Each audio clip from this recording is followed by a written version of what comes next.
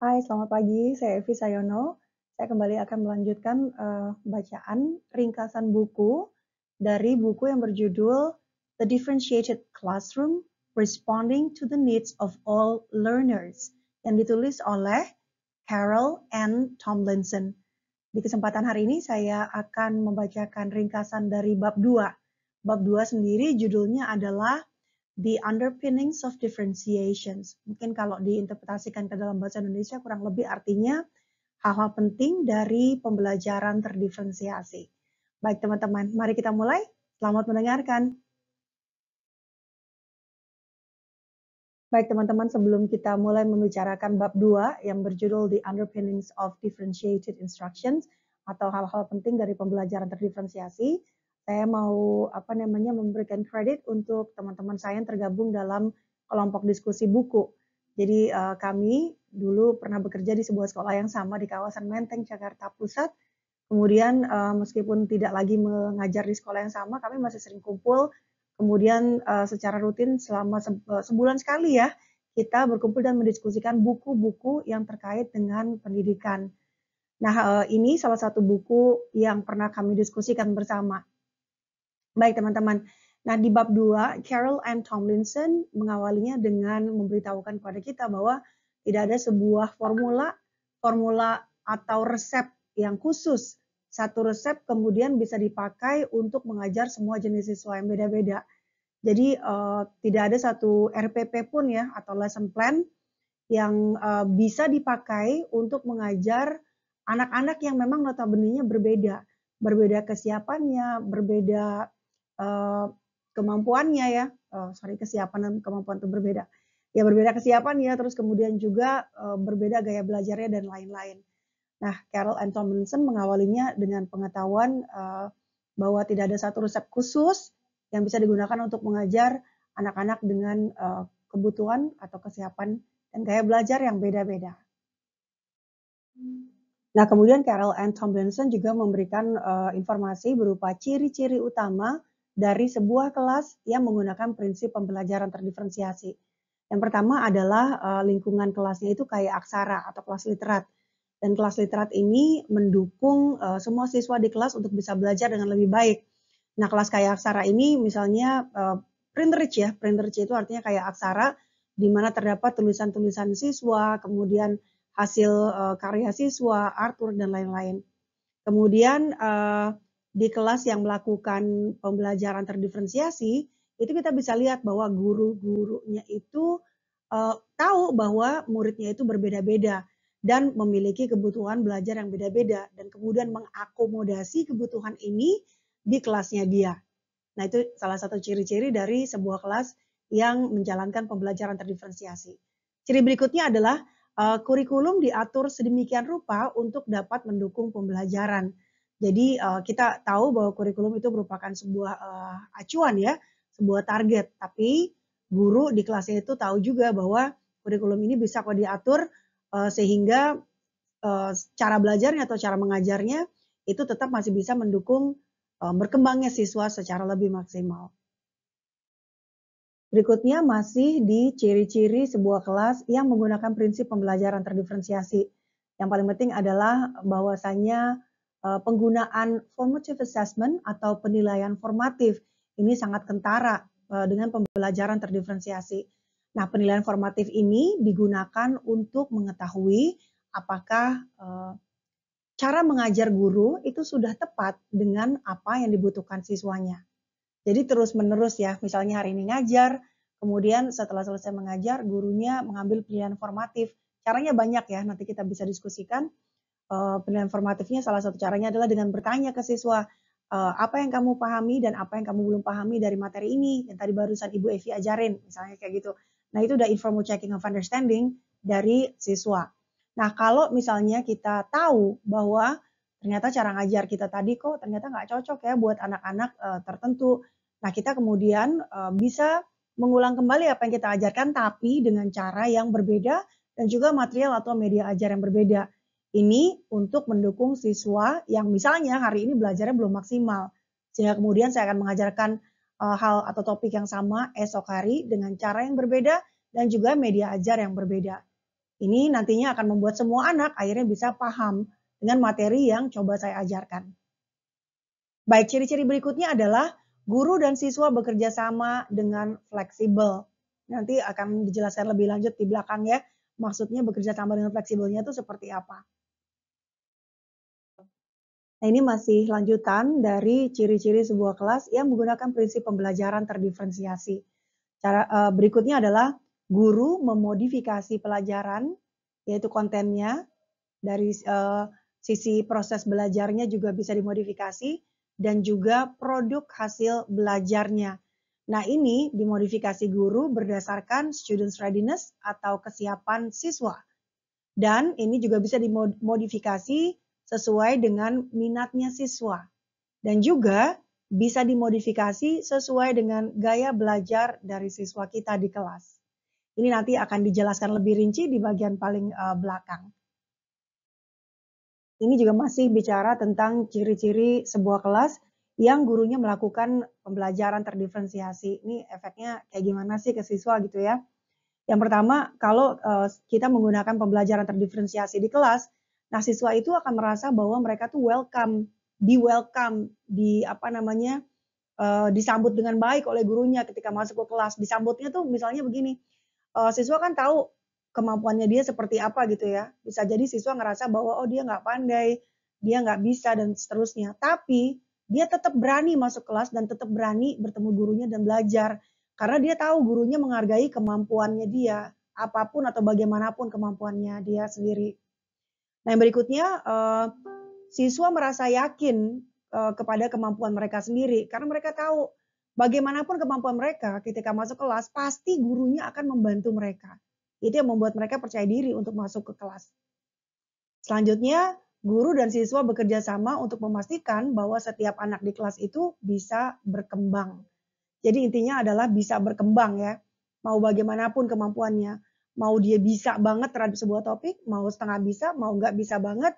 Nah guru dan anak-anaknya itu percaya bahwa semua bisa berkembang. Dan anaknya juga percaya bahwa apapun yang dilakukan gurunya pastilah untuk kebaikan mereka. Pastilah agar mereka bisa berkembang. Karena gurunya percaya, anaknya juga percaya. Gurunya percaya sama kemampuan anaknya percaya bahwa gurunya pasti akan membantu. Oke, selanjutnya, anak itu bisa merasa nyaman di kelas karena dia tahu bahwa ketika dia belajar, meskipun dia nggak bisa kemudian gagal mempelajari sebuah topik tertentu atau skill tertentu, dia nggak apa-apa, gagal nggak apa-apa, berhasil apalagi gitu ya. Tapi kalaupun gagal, dia tahu bahwa gurunya nggak akan nyalain dia, gurunya nggak akan ngatain dia bodoh segala macam. Siswanya tahu ini, bahwa di kelasnya Ibu A misalnya, saya boleh belajar dan ini artinya saya boleh bisa berhasil belajar sesuatu atau saya juga diberi kesempatan untuk ngerasain gagal itu seperti apa, tapi kemudian ketika gagal saya masih disupport. Nah, iklim ini yang kemudian membuat anak merasa nyaman untuk masuk di kelas. Nah, berikutnya, kerja keras akan menghasilkan perkembangan. Nah, karena anaknya juga percaya bahwa apa yang dilakukan oleh gurunya itu semata-mata untuk membuatnya berkembang, maka dia tahu bahwa ini pasti ada konsekuensinya adalah kerja keras. Gitu ya. Bahwa sesuatu yang terus-menerus diasah, meskipun sulit, meskipun takes time atau makan waktu, pastinya akan membuat sebuah perkembangan boleh terjadi. Nah, kemudian berikutnya adalah kegiatan rutin dan proses belajar di kelas sudah direncanakan agar siswa bisa mendapatkan apa yang mereka harus dapatkan, gitu ya. Jadi misalnya kita ngedesain pembelajaran kesannya kayak tidak sengaja misalnya, nggak sengaja jalan-jalan keluar, kemudian melihat pohon, terus melihat akar, melihat apa segala macam. Anak-anak tuh ngerasanya dia lagi diajak jalan-jalan doang, lagi piknik. Padahal gurunya udah mendesain dengan hati-hati kegiatan itu, bahwa dengan diajak jalan keluar, anak-anak bisa mendapatkan pengalaman lebih real untuk mengamati bagian tubuh-tumbuhan misalnya. Baik, dan gurunya juga yang terakhir ini gurunya juga tahu bahwa Eee, print-rich environment atau kelas kaya aksara, ini akan membantu siswanya berkembang dengan lebih baik. Jadi apapun yang ada di kelas itu memang sudah didesain oleh gurunya. Ciri-ciri utama dari sebuah kelas yang memberlakukan pembelajaran terdiferensiasi. Berikutnya adalah ciri-ciri berikutnya adalah Guru mengetahui kesiapan siswanya dan kemudian mengakomodir perbedaan cara belajar siswa-siswa di kelasnya dia. Ini yang pertama adalah eee, pemahaman. Guru tuh paham bahwa manusia itu punya kebutuhan dasar yang sama. Manusia butuh tempat berteduh, makanan, keamanan, kemudian rasa ingin dilindungi dan juga rasa ingin diterima. Walaupun mereka beda, mereka butuh, eee, gurunya tuh tahu bahwa anak-anak butuh merasa diterima. Selanjutnya dan kemudian guru juga paham bahwa ada loh siswa di kelasnya dia yang memerlukan, pengajaran tambahan dengan cara yang berbeda dari cara-cara yang biasa dipakai temannya misalnya. Dan kemudian ini dapat membuat anak bisa lebih percaya diri lagi, untuk belajar lebih lanjut suatu hal yang belum mereka pahami saat itu. Dan selanjutnya adalah guru itu paham betul bahwa, tiap anak masuk ke kelasnya dia itu dengan bakat dan bawaan yang berbeda-beda. Gurunya tahu ini. Nah, kalau tadi kita bicara tentang ciri yang sebelumnya dari sebuah kelas yang di dalamnya menerapkan pembelajaran terdiferensiasi. Itu adalah guru yang paham akan kebutuhan siswanya yang beda-beda. Nah, sekarang kita bicara tentang ciri berikutnya, yaitu guru tahu ada kurikulum atau yang harus dicapai ya. Namun kurikulum ini diatur sedemikian rupa untuk dapat mendukung terjadinya proses belajar di kelas. Nah, pertama-tama kita perlu paham bahwa dalam setiap kurikulum itu ada 3 hal, pasti ada 3 hal di dalam sebuah kurikulum. Yang pertama adalah pengetahuan yang penting untuk diajarkan atau factual knowledge, pengetahuan faktual. Lalu di dalam kurikulum pasti ada sesuatu yang harus dipahami atau pemahaman terkait konsep misalnya. Dan di kurikulum juga ada, pasti ada yang namanya keterampilan atau skill atau keahlian, pasti ada. Kalau, keterampilan itu terkait kayak misalnya membaca, menulis, berhitung gitu kayak keterampilan. Kalau pemahaman itu sebuah, konsep kali ya. Misalnya kalau misalnya sesuatu yang dipanaskan itu memuai, anak paham itu setelah melewati serangkaian kegiatan eksperimen. Nah itu pemahaman. Di tiap kurikulum pasti ada hal seperti ini. Dan ada juga pengetahuan yang penting diajarkan. Ini kayak, sesuatu yang bisa dibaca, dihafalin gitu ya. Baik, lanjut. Baik, nah ini masih lanjutan dari, kurikulum itu sebenarnya dapat diatur, sedemikian rupa kita mengaturnya sehingga ini bisa menjadi katalis buat anak-anak dan mendukung proses belajarnya mereka di kelas. Nah contohnya gini ya, kalau misalnya kita ngenalin, sesuatu itu, seharusnya kita bisa mengenalkan topik baru atau material baru dan fokusnya kepada clarity atau kejelasan. Misalnya gini, kalau kita ngenalin sebuah topik baru atau materi baru, kita disarankan menggunakan cara yang unik dan menyenangkan. Kalau seneng, kalau caranya menyenangkan maka anak akan ikut senang ngerjainnya dan mereka akan lihat bahwa, oh, kayaknya saya perlu tahu ini nih, saya perlu bisa mengerjakan ini karena kegiatannya menyenangkan. Nah, contoh berikutnya adalah kurikulum itu sebenarnya bisa diatur sedemikian rupa gitu ya, untuk bisa mendukung proses belajar anak. Mau itu anak yang, kemampuannya mungkin di bawah, standarnya atau di atas standar. Misalnya kayak gini, kalau untuk kelas 2 atau kelas 3 ya kalau di kurikulum kita mungkin, correct me if I'm wrong, misalnya anak seharusnya di kelas 3 itu atau di kelas 4 lah, ada anak di kelas 4 yang seharusnya sudah bisa perkalian bersusun, 2 digit kali 2 digit. Tapi ada anak si A dan si B nih ceritanya, yang ketika melakukan pilihan formatif gurunya nyadar bahwa, kok dia nggak bisa-bisa ya, nggak ngerti-ngerti ketika dikasih soal perkalian yang bersusun itu. Nah akhirnya gurunya tahu bahwa ternyata anak ini tahapannya memang belum sampai perkalian 2 digit. Anak ini konsep perkalian belum ngerti. Akhirnya gurunya menggunakan cara yang berbeda. Gurunya ngasih misalnya ada 3 batu, tambah 3 batu, tambah 3 batu. 3 tambah 3 tambah 3. Oh jadinya 9.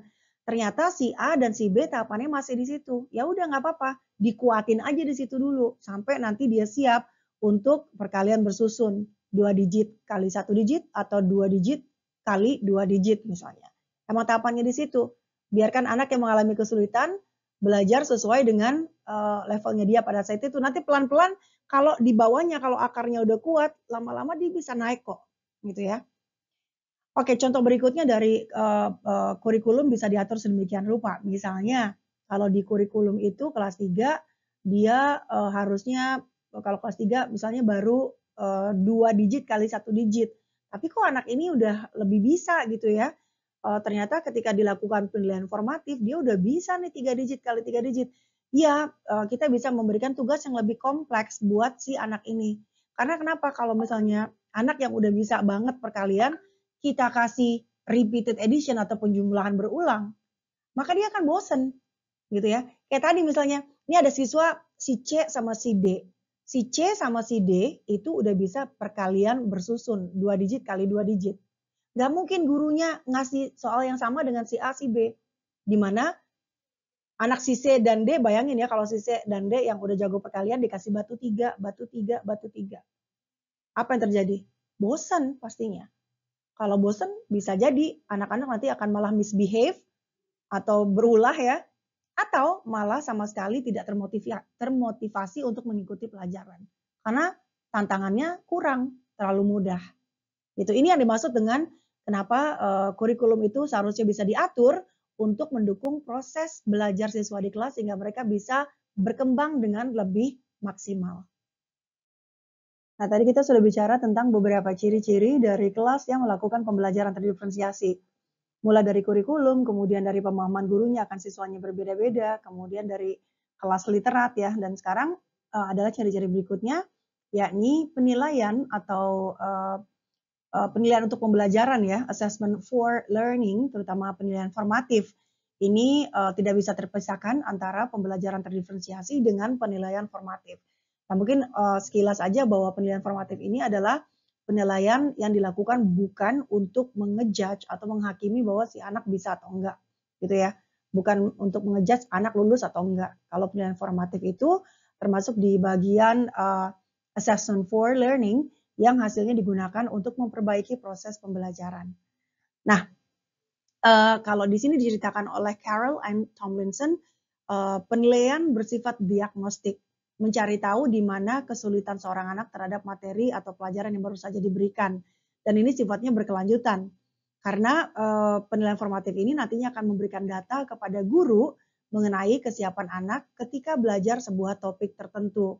Kalau misalnya anaknya belum siap ternyata, maka mungkin gurunya bisa mengubah cara mengajarnya dia atau media atau material ya, benda-benda yang digunakan untuk ajar agar siswanya bisa lebih ngerti lagi. Jadi sebenarnya penilaian formatif ini lebih gunanya tuh lebih kepada untuk guru ya, menyesuaikan kegiatan mengajar agar bisa lebih tepat diberikan kepada siswanya. Dan ini ya yang paling menonjol dari kegiatan pembelajaran terdiferensiasi. Jadi selalu ada nih yang namanya penilaian formatif. Nah, salah satu ciri dari sebuah kelas yang gurunya menggunakan strategi mengajar pembelajaran terdiferensiasi adalah bahwa guru yang bersangkutan menggunakan penilaian formatif. Jadi penilaian atau assessment itu tidak bisa dipisahkan dari pembelajaran. Baik itu yang dilakukan di awal pembelajaran sebelum guru mulai mengajar, maupun penilaian formatif yang dilakukan di tengah-tengah sesi mengajar. Jadi penilaian formatif ini bisa dilakukan dalam kelompok kecil atau dalam kelompok besar. Kelompok besar ini artinya seluruh siswa di kelas dan juga guru ya. Misalnya kalau formative assessment dilakukan dalam kelompok kecil seperti pre-assessment, itu bisa dilakukan dalam kelompok kecil. Kita minta satu kelompok anak untuk membaca sebuah teks pendek untuk mengetahui kemampuan mereka membaca. Atau ketika kita mengirimkan PR untuk dikerjakan di rumah, itu juga bisa formative assessment. Makanya mungkin orang tua ya, khusus himbauan buat orang tua yang suka ngerjain PR anaknya gitu ya, ini jangan gitu ya. Kalau misalnya PR-nya orang tuanya yang ngerjain, maka gurunya tidak akan memiliki informasi kemampuan Anda di rumah itu sebenarnya seperti apa sih gitu. Biarkan saja kalau memang nggak bisa dikerjain ya biar. Jadi nanti gurunya tahu bahwa oh anak ini ternyata masih butuh dukungan gurunya di sekolah. Jadi guru bisa memberikan dukungan lebih banyak kepada anak yang bersangkutan. Oke, lalu penilaian formatif yang dilakukan dalam kelompok besar atau whole class, misalnya selesai pelajaran kita minta anak untuk menulis jurnal. Bagaimana perasaanmu terhadap pelajaran matematika yang tadi baru diajarin?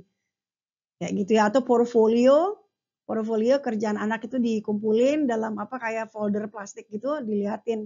Nanti kan ketahuan nih di portofolio ini. Misalnya portofolionya tentang kegiatan menulis. Tulisan dia pertama kali waktu masuk di kelas seperti ini, mungkin kalimatnya belum lengkap. Lalu seminggu kemudian ada tulisan lagi kita lihat, oh ternyata udah mulai meningkat. Nah itu kalau portofolio lebih enak ngelihatnya, progresnya tuh bisa lebih kelihatan. Karena produk hasil belajarnya tuh tersusun gitu ya. Lalu ada exit card atau kartu keluar. Misalnya setelah guru selesai ngajar, sebelum anak-anak jam istirahat, guru ngasih kartu kecil, kecil aja terus disuruh tulis apa yang kamu pahami dari pelajaran yang baru kalian pelajari bersama ibu tadi. Dikasih kartu kecil, kemudian setelah keluar, pas mau keluar, kartu kecilnya dikasihin ke guru. Nanti guru bisa baca, oh ternyata dia belum begitu paham, oh ternyata anak ini udah paham. Nah kalau gini istimewanya adalah anak itu tidak akan malu menuliskan kalau dia nggak paham, kan itu personal, yang lihat cuma gurunya dia doang. Jadi anak nggak akan malu, whether dia bisa atau nggak bisa. Kemudian bisa juga mengisi daftar keahlian atau skill ya. Jadi misalnya guru bikin kayak daftar gitu, skill yang apa namanya yang dipelajari minggu ini, misalnya membuat draft tulisan, kemudian membuat kalimat, kemudian membuat kalimat majemuk. Nanti anak disuruh tulis ya, kalau membuat kalimat majemuk sudah bisa, lalu kalimat majemuk bertingkat mungkin tandanya belum begitu bisa dan seterusnya. Kemudian survei minat ini berguna untuk ngelihat apa yang sedang jadi tren di anak-anak gitu ya. Jadi misalnya gini, kita ngasih anak angket gitu, kasih anak angket, proyek apa yang kira-kira akan asik dilakukan sebagai produk akhir dari kegiatan proyek kita tahun ini, misalnya gitu. Misalnya topiknya lagi belajar tentang metamorfosis, balik lagi. Metamorfosis itu kira-kira produk hasil akhirnya hasil akhir dari proyek ini apa ya? Kasih anak kertas gitu, kemudian ditaruh di kayak sistem arisan, anaknya naruh nanti tulisannya. Nanti akan dapat guru-guru akan dapat ide, anak itu lagi pengen apa ya gitu. Oh, misalnya lagi ngetop bikin video TikTok gitu ya.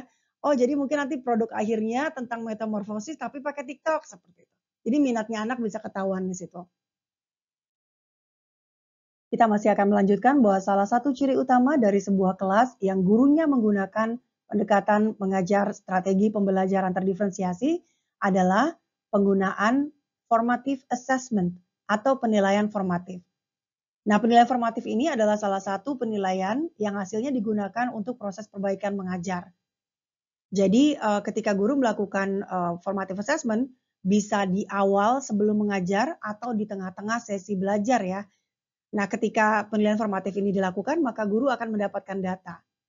Guru akan mendapatkan data siswa mana yang sudah paham, siswa mana yang baru paham sebagian, atau siswa mana yang sama sekali belum paham.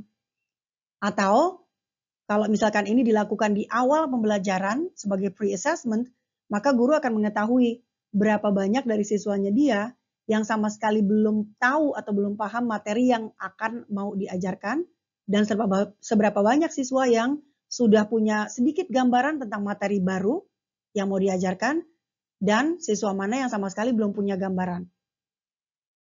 Nah, ketika guru memberikan penilaian formatif di tengah-tengah saat dia mengajar, lalu guru akan mendapatkan informasi. Ternyata ketika saya mengajar dengan cara A, kok murid saya nggak ngerti ya, kurang paham. Atau kok ketika saya mengajar dengan menggunakan media ajar kartu, kok anak saya nggak ngerti ya. Berarti harus ada cara ngajar saya atau media ajar yang saya gunakan, itu harus ada yang diubah. Tujuannya supaya semua siswa yang ada di kelas itu bisa mengalami perkembangan. Seperti itu ya.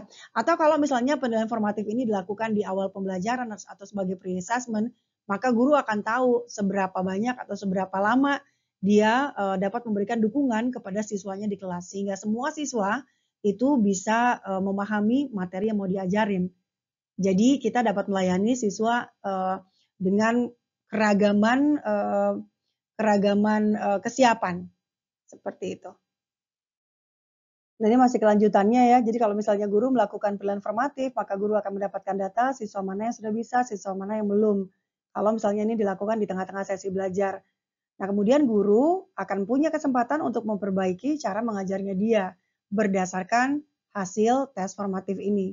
Tujuannya ya balik lagi, tujuannya adalah, supaya setiap anak, mau yang pinter, yang, agak pintar dan pintar sekali, setiap anak di kelas itu memiliki kesempatan semuanya untuk bisa berkembang. Nah, kalau kita melakukan penilaian formatif, ini juga bisa jadi data nih buat si guru. Jadi, ketika nanti gurunya ngelihat, gurunya bisa bisa, mengingat kembali, ternyata pembelajaran yang selama ini saya berikan, saya baru mendiferensiasi di bagian konten. Saya belum melakukan terdiferensiasi di bagian prosesnya misalnya. Jadi dengan melakukan penilaian formatif, guru punya data. Bagian mana dia sudah melakukan terdiferensiasi, pembelajaran terdiferensiasi, dan bagian mana yang belum. Nah, ciri lain dari sebuah kelas yang gurunya melakukan strategi mengajar pembelajaran terdiferensiasi adalah bahwa guru yang bersangkutan di kelas itu memodifikasi apa yang diajarkan. Yang dimodifikasi bisa konten atau isinya, atau juga bisa memodifikasi proses atau kegiatan belajarnya, dan guru juga bisa melakukan diferensiasi pada produk atau hasil belajar. Nah, semuanya ini, konten, proses, produk, itu bisa dimodifikasi berdasarkan kesiapan siswa, minat siswa, dan juga gaya belajarnya siswa. Jadi misalnya gini, ini ada 3 ya, pembedaan pengajaran bisa dilakukan. Yang pertama, ini kotak yang sebelah kiri itu berdasarkan konten, lalu berdasarkan proses atau kegiatan belajarnya, lalu juga bisa berdasarkan produk, konten, proses, produk.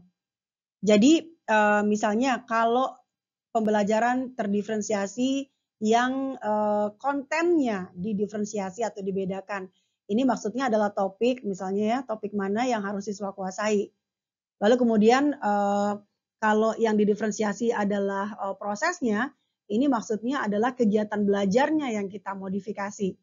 Ya, jadi misalnya supportnya misalnya ya, support atau dukungan dampingan yang diberikan guru ke anak. Atau misalnya guru mendesain sebuah kegiatan di mana dalam kegiatan itu siswa akan punya kesempatan untuk menggunakan keterampilan atau skill dan juga pengetahuan serta konsep yang dia udah pahami. Misalnya gini, anak membuat proyek barengan dengan guru dan anak-anak lain ya. Proyeknya adalah membuat iklan misalnya. Iklan tentang bagaimana cara menjaga agar hutan tidak terbakar. Kalau kami di Kalimantan seperti itu. Nah, untuk tahu bagaimana caranya mengatasi kebakaran, apalagi kebakaran hutan, tentunya anak harus baca. Ya kan, harus baca teks non-fiksi.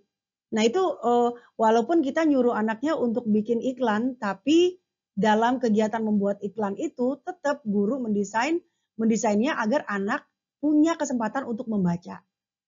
Anak punya kesempatan untuk menulis. Anak punya kesempatan untuk menyimak informasi.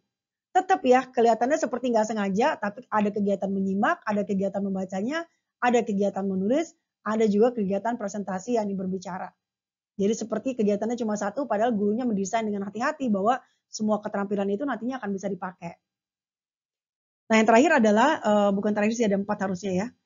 Ini pembelajaran yang dibedakan dari produknya. Jadi produk ini sebenarnya merupakan sebuah kendaraan ya, dari proses kegiatan belajar mengajar. Misalnya gini, produknya itu bisa jadi anak sama-sama disuruh membuat poster gitu ya. Tapi posternya itu dapat memperlihatkan sedalam apa siswa menguasai materi. Bisa jadi posternya yang mencegah kebakaran hutan itu semua anak memproduksi poster yang sama. Judulnya adalah poster mencegah kebakaran hutan. Tapi isi tulisannya yang ada di dalam poster itu akan bisa menunjukkan sedalam apa siswa menguasai topiknya. Nah, ini ciri berikutnya dari sebuah kelas yang gurunya menggunakan pembelajaran terdiferensiasi. Ciri-ciri utamanya adalah bahwa guru melakukan modifikasi terhadap konten, proses, produk.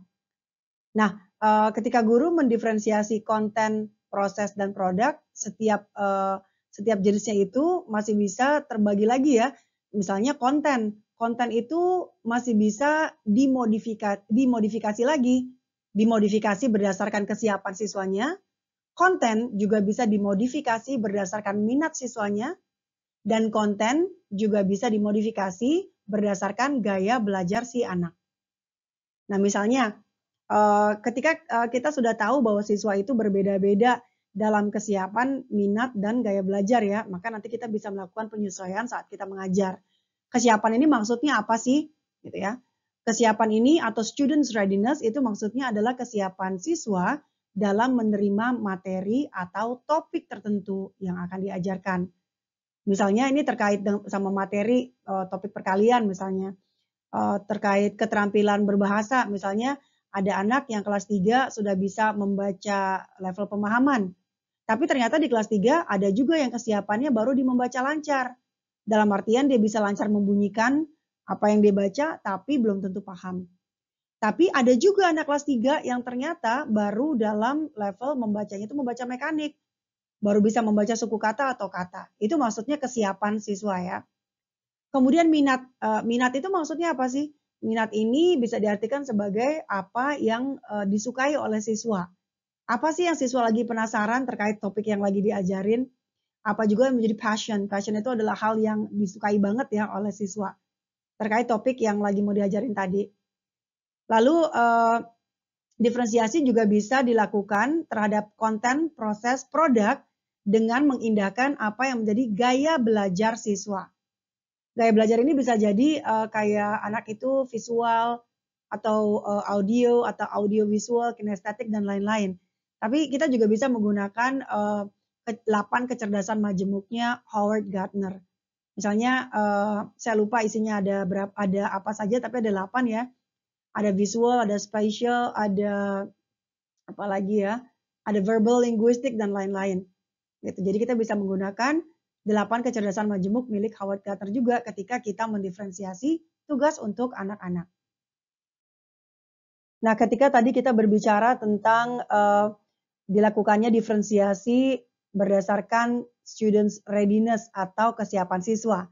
Bisa jadi ada dua hal yang terjadi di kelas kita ya. Bisa jadi ketika kita mau mengajarkan sebuah topik atau materi tertentu, ada dua kemungkinan yang bisa terjadi. Yang pertama adalah ada siswa yang belum siap. Yang kedua, siswa yang sudah siap atau sangat siap untuk mempelajari materi baru yang mau kita ajarin. Nah, ini kita akan bicara apa yang bisa kita lakukan ketika kita mengetahui bahwa ternyata topik baru yang mau kita ajarin itu di kelas kita banyak siswa yang belum siap. Kita harus mikir beberapa hal ini ya. Bisa jadi ada siswa yang memerlukan diperkuat dulu keterampilan dasarnya sebelum kita ngajarin materi baru. Misalnya begini, kita mau ngajarin perkalian 2 digit kali 2 digit. Ternyata setelah kita minta siswa mengerjakan tugas atau ternyata setelah siswa melakukan penilaian formatif atau pre-assessment, kita baru tahu ternyata si anak ini belum bisa ya perkalian 2 digit kali 2 digit. Ternyata dia levelnya masih di repeated addition atau penjumlahan berulang. Penjumlahan berulang itu harusnya ada di kelas sebelumnya, bukan di kelas 3 misalnya. Penjumlahan berulang itu harusnya adanya di kelas 1 atau di kelas 2. Terus anaknya diturunin kelas gitu. Ya enggak gitu. Itu tandanya sebelum kita ngasih misalnya ini di sini adalah perkalian gitu ya. Ternyata di sini perkalian 2 digit kali 2 digit. Di bawahnya ada perkalian 2 digit kali 1 digit. Ternyata dia adanya di sini nih. Di bawahnya lagi yaitu repeated addition, penjumlahan berulang 2 tambah 2 tambah 2 tambah 2. Ya udah, kita turunin buat si anak ini. Anak ini perkuat dulu akarnya yaitu penjumlahan berulangnya diperkuat dulu. Pelan-pelan. Toh kalau di kurikulum baru ini, di kurikulum Merdeka kan kita tidak terlalu dikejar-kejar materi harus selesai ya. Kita dapat menyesuaikan apa yang kita ajarkan sesuai dengan kesiapannya anak. Diperkuat dulu di akarnya yaitu repeated addition atau penjumlahan berulang. Baru nanti dia kalau sudah kuat perkaliannya ditingkatkan lagi sampai nanti pada akhirnya dia bisa perkalian 2 digit kali 2 digit. Kita perkuat dulu di bawahnya. Atau skenario kedua adalah bisa jadi siswa memerlukan dia udah bisa sebenarnya tapi butuh lebih banyak dijelaskan oleh si guru. Gitu ya. Dia udah bisa perkalian namun gurunya mungkin harus ngejelasin dengan explicit teaching yang lebih banyak. Explicit teaching itu ketika bisa jadi anak one on one atau dalam kelompok kecil kita ajarin satu-satu nih pakai material, pakai benda-benda. Ini loh yang namanya perkalian harusnya ini dulu yang dikaliin, baru yang bilangan depannya dan seterusnya. Bisa jadi dia udah siap, tapi butuh latihan. Atau skenario ketiga adalah bisa jadi si siswa ini ternyata membutuhkan, yang apa namanya, kegiatan yang lebih konkret atau benda-benda yang lebih konkret agar dia paham materi perkalian tadi misalnya. Misalnya dia, penjumlahan berulang belum bisa nih kalau 2 tambah 2 tapi pakai angka. Angka 2 ditambah angka 2 tambah angka 2 sama dengan 6. Ternyata dia belum bisa itu juga. Jadi gimana dong? Bisa jadi dia masih butuh benda konkret. Misalnya 2 batu, kita ambil nih batu beneran, 2 batu, tambahin lagi 2 batu, tambahin lagi 2 batu. Jadi 2 batu tambah 2 batu, 4 batu, 4 batu tambah 2 batu, 6 batu. Baru ditulis 2 itu representasinya angka 2. Bisa jadi dia perlu benda real atau benda konkret. Atau skenario berikutnya adalah bisa jadi siswa memerlukan latihan tapi pace-nya atau ritmenya jangan cepet-cepet. Gitu ya, bisa jadi guru perlu ngajarin lagi dengan ritme yang lebih lambat gitu ya. Dia udah ngerti perkalian 2 digit kali 2 digit, tapi guru neranginnya butuh ritme yang lebih lambat supaya dia bisa lebih ngerti. Ini kalau siswanya ternyata readiness-nya belum sampai, belum apa namanya, belum siap ketika kita mau ngajarin sebuah topik tertentu. Nah, ini ciri-ciri berikutnya adalah masih sama ya, masih membahas tentang guru yang memodifikasi konten, proses, produk. Dan ini kita lihat dari sisi students readiness atau kesiapan siswa. Tadi kita udah bicara tentang kalau siswanya belum siap ketika kita mau ngajarin materi atau topik baru. Nah, sekarang skenario kedua, kalau kita mau ngajarin sebuah topik baru dan ternyata siswa kita lebih siap dari yang kita bayangkan. Nah, skenario-nya ada lagi nih, misalnya bisa jadi ya siswa yang bersangkutan itu perlu melompati sebuah tahapan latihan misalnya. Tadinya kita mendesain bahwa habis diajarin eksplisit oleh guru, kita membuat sebuah kegiatan latihan 3 kali. Kegiatan latihan perkaliannya ada 3 latihan, ada 3 tugas gitu. Tapi dilihat dari pertama nih dia udah bisa banget, ya udah mungkin dia skip aja, nggak usah lagi latihan 1, tapi langsung ke latihan 2 atau latihan 3, seperti itu. Atau kalau memang siswanya sudah siap, bisa jadi siswanya itu memerlukan, soal atau kegiatan belajar atau kegiatan proyek membuat produk yang lebih kompleks dari yang kita berikan saat ini. Misalnya, anak bisa dikasih soal-soal yang sifatnya open ended, terbuka, atau multifaceted. Multifaceted itu bisa produknya bisa macam-macam ya, misalnya habis apa namanya menulis, dia kemudian bisa diminta untuk memberikan presentasi apa yang sudah ditulisnya dia, apa yang sudah dia tulis maksudnya. Ya seperti itu, lebih kompleks intinya ya. Lalu berikutnya, ya, lalu berikutnya mungkin ada siswa yang ritmenya mungkin bisa diperlambat supaya bisa lebih dapat lagi, lebih dalam lagi gitu ya. Instead of kita nyuruh anak ngerjain project terburu-buru gitu, biarkan dia lebih lama lagi mendalami sebuah topik, jadi dia bisa lebih dalam. Nah, ini satu hal yang Carol Ann Tomlinson mau kita ingat, menginginkan kita agar paham bahwa kesiapan atau students readiness itu tidak sama dengan kemampuan. Bisa jadi anak itu memang sekarang belum siap dan dia butuh lebih lama lagi bermain dengan benda konkret sampai nanti akhirnya dia siap dan dia bisa. Kalau misalnya mampu atau tidak mampu kan itu kita udah tertutup kemungkinan ya udah kemampuannya cuma sampai segitu mau diapa-apain juga nggak bisa. Nah, ini berbeda dengan kesiapan. Nah, jadi pembedaan pengajaran itu sebenarnya adalah respon guru ya. Respon guru-guru yang proaktif terhadap apa yang sedang dibutuhkan oleh siswanya. Nah, ini kenapa bisa begitu ya? Ini dibentuk oleh mindset atau pola pikirnya guru ya. Dibentuk oleh mindset dan kemudian dipandu atau diarahkan oleh prinsip-prinsip pengajaran terdiferensiasi atau prinsip-prinsip pengajaran. Nah, guru dapat melakukan pengajaran dengan terdiferensiasi dengan cara yang pertama, kalau lingkungan kelasnya itu mendukung pembelajaran. Bisa jadi lingkungan kelas tadi secara ada kelas literat atau juga lingkungan kelas yang suportif ya, ketika anak-anak sudah dibiasakan bahwa ya memang kemampuan kita berbeda-beda, tapi bukan berarti kita bisa meledek atau mengolok-olok anak yang belum siap gitu. Ini hanya belum siap, pasti siap kok. Dan ritme atau kecepatan orang dalam kesiapan belajar itu memang beda-beda. Kalau anaknya udah terbiasa seperti itu, ketika mereka menemui anak atau siswa lain yang belum mahir, mereka tidak akan mengolok-olok temannya. Ini sistemnya kondusif ya kelasnya. Nah, kalau kelasnya kondusif, maka guru dapat melakukan pembelajaran terdiferensiasi. Kemudian kurikulum yang baik ya. Kurikulumnya itu ya seperti kurikulum Merdeka ini kan cakupannya juga ini ya general sekali dan dia dapat dicapai dalam waktu 2 tahun, lama gitu. Sehingga kita punya cukup banyak waktu tanpa diburu-buru atau dikejar-kejar harus nyelesain materi. Nah, kalau kurikulumnya sudah mendukung seperti ini, barulah pembelajaran terdiferensiasi bisa dilakukan. Kemudian guru dapat melakukan pembelajaran terdiferensiasi apabila assessment atau penilaian itu difokuskan kepada penilaian formatif. Jadi ini artinya kalau misalnya dilakukan penilaian formatif, maka guru bisa tahu kegiatan belajarnya yang dia lakukan itu udah baik belum sih untuk anak-anak? Kalau belum, bagaimana caranya membuat lebih baik lagi cara ngajarnya dia dan media ajarnya dia, sehingga anak-anak nantinya akan mengalami perkembangan yang maksimal gitu ya. Dan ini guru juga diharapkan dapat menggunakan strategi mengajar dengan merespon perbedaan-perbedaan yang dimiliki oleh siswa. Gurunya tahu bahwa anak-anaknya itu berbeda dan dia merespon setiap perbedaan itu.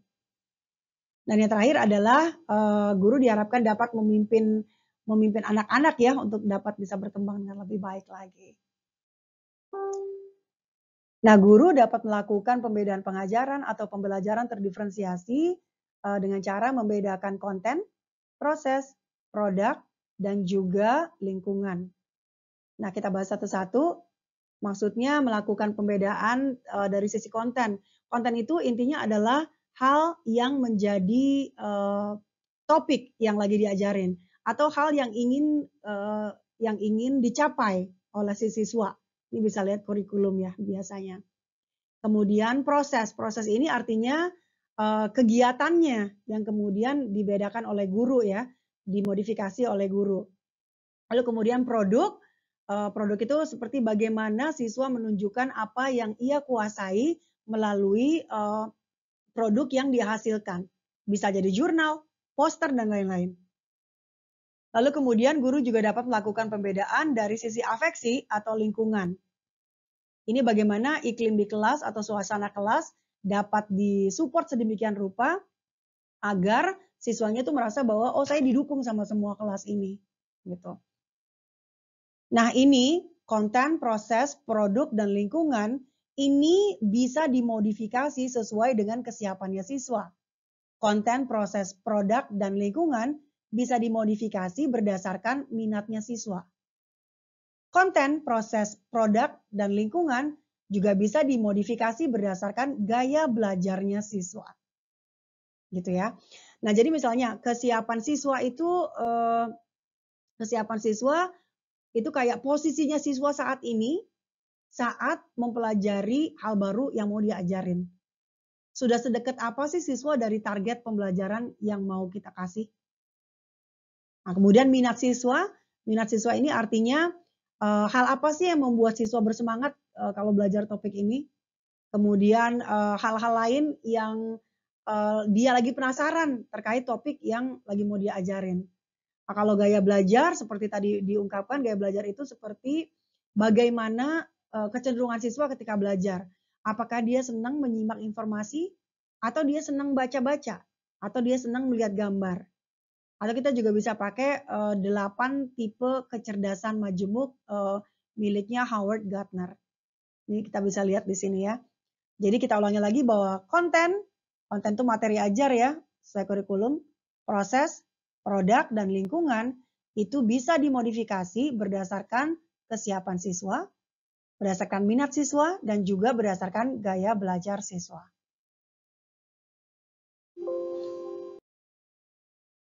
Nah, ini merupakan contoh-contoh tugas yang bisa digunakan oleh guru ketika dalam sebuah proses belajar dilakukan dengan pembedaan pengajaran atau pembelajaran terdiferensiasi. Misalnya guru bisa membentuk sentra belajar di kelas. Ada sentra menulis, sentra membaca, sentra mendengar, dan lain-lain. Jadi misalnya ketika pelajaran bahasa Indonesia, kita lagi belajar menyimak topik-topik terkait informasi misalnya. Topik informasinya itu non fiksi, kita bisa minta anak membaca tentang metamorfosis. Lalu kita juga di sentra menyimak, guru bisa menyiapkan rekaman, ada bacaan tentang metamorfosis yang dibacakan oleh guru dan direkam. Lalu anak-anak disuruh dengerin di sentra menyimak. Atau di sentra menulis kemudian masih tetap nih belajarnya tentang metamorfosis, tapi anak diminta untuk menuliskan apa yang sudah mereka ketahui tentang metamorfosis dan seterusnya. Kemudian raft. Raft ini adalah salah satu strategi menulis, RAFT. R-nya itu adalah role, A-nya itu adalah audience, F-nya format, T-nya topik, S-nya strong verb. Jadi misalnya nanti ada anak yang diminta menulis, misalnya lagi menulis tentang kemerdekaan misalnya. Ada anak yang diminta menulis dari sudut pandang pejuang. Nanti ada anak yang role-nya nanti jadi misalnya penjajah misalnya seperti itu. Jadi macam-macam dari berbagai macam sudut pandang. Lalu kita juga bisa mendiferensiasi grafik pengorganisasi atau graphic organizers. Misalnya kita minta anak untuk meringkas cerita gitu ya. Kalau anak yang belum begitu familiar, kita bisa minta mereka untuk meringkas cerita dengan menggunakan pengorganisasi grafis jenis jaring laba-laba. Lalu bagi anak yang sudah terbiasa membaca, lalu bisa mengidentifikasi problem dan juga solusi dalam sebuah cerita, kita bisa minta mereka untuk meringkas cerita dengan menggunakan pengorganisasi grafis jenis ikan, herring ya. Itu buat problem and solution dan seterusnya. Kemudian ada kegiatan menulis dan kegiatan membaca terbimbing atau guided reading atau guided writing. Misalnya buat anak yang udah bisa menulis dengan lancar dan baik dari segi kalimat topik, topik sentence dan lain sebagainya udah pada jago bisa nulis sendiri.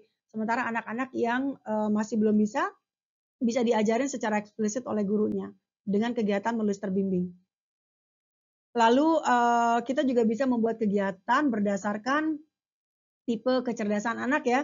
Ada anak yang secara verbal misalnya cerdasnya, atau ada anak yang cerdasnya secara musical. Ini 8 kecerdasan majemuknya Howard Gardner ya. Ada juga anak yang cerdas secara tadi ya verbal. Kita bisa minta anak cerita tentang metamorfosis kalau kita tahu bahwa anaknya itu memang sukanya berbicara. Atau kalau anak yang visual, kita bisa minta mereka untuk menggambar sebuah poster metamorfosis. Jadi dia bisa menuangkan apa yang dia ketahui, apa yang dia pahami tentang metamorfosis dalam sebuah gambar poster. Gitu. Lalu kemudian kita juga bisa memberikan tugas dengan lapisan-lapisan. Lapisan-lapisan itu kayak tier. Kalau bawang ya, ibaratnya bawang kan ada lembaran pertama, kupasan pertama. Itu namanya kupasan itu tier. T-I-E-R, tier. Kupasan pertama, tier 1. Kupasan kedua, tier 2. Kupasan ketiga, tier 3. Misalnya, tier 1 itu yang paling mudah. Kalau udah selesai, dia bisa pindah ke tugas kedua atau tugas kupasan kedua. Itu yang sedikit lebih sulit. Nanti kalau yang ini udah selesai, dia bisa, atau tergantung anaknya ya, mau dikasih langsung tier 3 yang paling sulit juga boleh. Jadi tier, T-I-E-R, kayak level gitu kali ya. Leveling, level 1, 2, 3 gitu ya. Dia boleh milih mau kerjain yang mana. Tier itu kayak lapisan atau kupasan. Nah, contoh penugasan berikutnya kita bisa bikin kontrak belajar. Misalnya dalam waktu 1 minggu anak akan menyelesaikan tulisan esai mereka dari mulai draft 1, draft 2, sampai final copy atau copy terakhir. Lalu menu. Nah, menu ini seru banget ya. Saya sering menggunakan ini ketika masih mengajar dulu. Jadi saya nyiapin ada 4 atau 5 tugas atau 7, pernah 7 juga. Ada 7 tugas gitu ya. Ada kayak menu aja, kayak menu di restoran. Ada misalnya bermain ular tangga membentuk kalimat. Menu kedua, membuat kalimat berdasarkan kartu acak. Menu ketiga, bekerja bersama dengan Miss Evi. Menu keempat, dan seterusnya. Nah, untuk anak-anak tertentu misalnya, nanti saya bisa bilang, oke, A, C, dan F, kamu hari ini akan bekerja dengan Ibu Evi dulu ya. Baru setelah itu kamu boleh pilih mau ngerjain menu yang mana. Nah, ini menunya sama dalam 7 hari, tapi anak boleh milih ngerjain yang mana dulu gitu. Ini buat seminggu bisa. Ini seru banget. Lalu ada project independen, kalau misalnya semua tugas sudah selesai, anak mau ngerjain project independen sesuai dengan minatnya dia, itu boleh. Gitu. Kemudian ada juga tugas pembelajaran dalam kelompok kecil, ini bisa independen, bisa juga bersama dengan kita ya, dalam kelompok 4 atau 5 orang. Nah, tadi kita udah bicara tentang ciri-ciri utama dari sebuah kelas yang gurunya menggunakan pembelajaran terdiferensiasi. Kita udah bicara bahwa ciri-ciri pertama tadi kurikulum yang disesuaikan, kemudian ada kelas yang literat, ada yang kelas yang welcome, lalu ada juga penggunaan diferensiasi di konten proses produk, ada juga assessment. Nah, sekarang kita akan bicara ciri-ciri berikutnya. Ciri-ciri berikutnya dari sebuah kelas yang gurunya menggunakan pembelajaran terdiferensiasi adalah guru dan siswanya bekerja sama dalam proses kegiatan belajar mengajar. Jadi bukan hanya gurunya yang dominan, tapi anaknya juga. Jadi misalnya gini, sebenarnya siapa yang memimpin kelas kalau kelasnya menggunakan pembelajaran terdiferensiasi? Oh ya guru yang memimpin, tetap guru yang memimpin kelasnya. Tapi sebagaimana layaknya pemimpin pada umumnya, guru atau pemimpin lain ini juga akan mencari tahu apa sih yang dibutuhkan oleh pengikutnya kalau pemimpin ya. Cari tahu apa yang dibutuhkan oleh rakyatnya misalnya. Jadi dia bisa mengerti apa yang dibutuhkan oleh rakyatnya. Kemudian apa namanya, ketika guru memimpin, guru juga akan harus mengetahui apa yang dibutuhkan oleh siswanya. Sehingga dalam perjalanannya ini bisa mulus. Perjalanannya maksudnya perjalanan dari di titik pertama dia siswanya nggak bisa sampai ke titik bisa. Ini kan perjalanan ya ibaratnya. Nah, dalam perjalanannya ini guru dan siswa sama-sama membuat rencana, sama-sama menentukan target belajar dan memonitor perkembangan, menganalisis dia itu udah sukses atau udah bisa atau belum dan kenapa. Ini dimonitor barengan antara guru dan siswa. Ini masih lanjutan bahwasanya guru dan siswa bekerja sama dalam proses kegiatan belajar mengajar. Ini merupakan salah satu ciri-ciri dari sebuah kelas yang gurunya menggunakan pendekatan pembelajaran terdiferensiasi. Yang pertama adalah kelas yang menggunakan prinsip pembelajaran terdiferensiasi ini adalah kelas yang terpusat pada siswa. Artinya guru mesti benar-benar memperhatikan kebutuhannya siswa. Kemudian guru berkoordinasi dengan siswa terkait waktu, ruang, material, dan juga kegiatan belajarnya. Guru memperhatikan waktu belajar yang dibutuhkan oleh siswa berapa banyak. Anak juga tahu bahwa dalam waktu sekian, sekian, sekian, dia akan belajar hal A, B, C. Kemudian targetnya apa? Ini diobrolin juga. Nah, keefektifan guru meningkat seiring dengan siswa yang lambat laun kemampuan membangun dirinya sendiri juga meningkat. Sehingga guru dan siswa sama-sama mengalami perkembangan untuk meraih target belajar secara individual maupun kelompok. Ini ciri-ciri berikutnya adalah guru menyeimbangkan kapan siswa bisa bekerja dalam kelompok dan kapan siswa bekerja secara individual untuk mengasah kemampuannya secara individual. Guru dan siswa bekerja bersama-sama secara fleksibel. Ini kalau ini saya ilustrasikan sebagai orkestra ya. Apa namanya yang memimpin orkestra itu adalah si gurunya. Tapi guru masih ngeset waktu kapan pemain-pemain ini belajar sendiri-sendiri misalnya. Si pemain celonya belajar sendiri, si pemain apa namanya masing-masing belajar satu-satu orang gitu ya. Tapi ada juga waktu di mana para pemain cello yang terdiri dari 4 pemain cello itu ngumpul bareng kemudian belajar sama-sama. Nah, kita lihat di bagian kiri ini ada pemain biola ya. Guru akan ngeset waktu kapan si satu orang pemain biolanya ini harus belajar sendiri untuk mengasah keterampilannya secara individual. Ada waktunya kapan di mana ke berapa nih? Ke 6 atau 7 orang pemain biola ini belajar bareng-bareng satu kelompok kecil untuk membuat suaranya bisa jadi harmonious. Dan ada waktunya di mana semua pemain orkestra, baik itu penyanyinya, baik pemain biola, baik pemain cello dan lain-lain itu ngumpul bareng satu ruangan lalu bermain bersama kayak gitu. Jadi ada waktunya dan guru bisa mendesain ini kapan si A harus latihan sendiri, kapan harus dalam kelompok kecil, kapan harus berdua-berdua dan seterusnya. Guru yang menyeimbangkan, guru yang jadi konduktor dalam orkestra di kelasnya dia. Baik teman-teman, demikian adalah akhir bacaan dari ringkasan bab 2. Bab 2 yang berjudul The Underpinnings of Differentiation atau hal-hal penting dari pembelajaran terdiferensiasi. Bab 2 ini merupakan ringkasan dari sebuah buku yang saya baca yang berjudul The Differentiated Classroom, Responding to the Needs of All Learners yang ditulis oleh Carol Ann Tomlinson. Baik teman-teman, saya mau mengucapkan terima kasih sudah meluangkan waktunya untuk mendengarkan video dan penjelasan dari ringkasan buku yang saya bacakan ini. Buat teman-teman yang belum sempat subscribe, silakan klik tanda subscribe-nya, jangan lupa klik tanda like, dan kalau teman-teman ngerasa bahwa ini akan mendatangkan manfaat bagi rekan-rekan guru lain, monggo ya silakan diklik tanda share, kemudian membagikan link video ini ke rekan-rekan guru lain. Baik, terima kasih sudah mendengarkan. Saya Evi Sayono. Wassalamualaikum warahmatullahi wabarakatuh. Dah.